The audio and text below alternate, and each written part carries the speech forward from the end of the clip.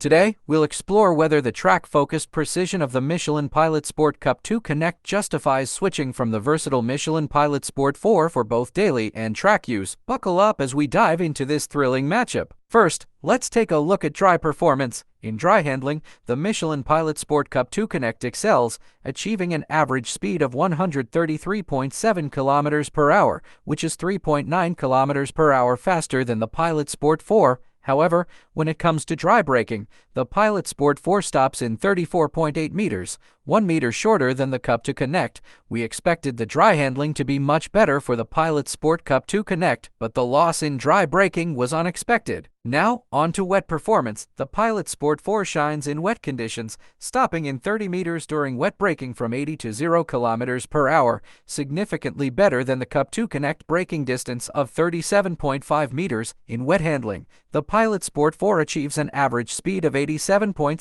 km per hour, outperforming the Cup 2 Connect by 4.2 km per hour. In straight-line aquaplaning test, the Pilot Sport 4 continues to lead. What about noise levels? In terms of exterior noise, both tires perform similarly. The Pilot Sport 4 measures at 68.5 decibels, while the Cup 2 Connect is slightly quieter at 68.2 decibels. Rolling resistance is also a key factor for daily driving. The Pilot Sport 4 has lower rolling resistance coefficient value at 8.5 compared to the Cup 2 Connect coefficient value of 9.4, making it more efficient. In summary, the Michelin Pilot Sport 4 excels in wet performance, braking, and rolling resistance, making it a great all-rounder. On the other hand, the Michelin Pilot Sport Cup 2 Connect stands out for its superior dry handling, perfect for track enthusiasts. Thanks for watching and don't forget to subscribe.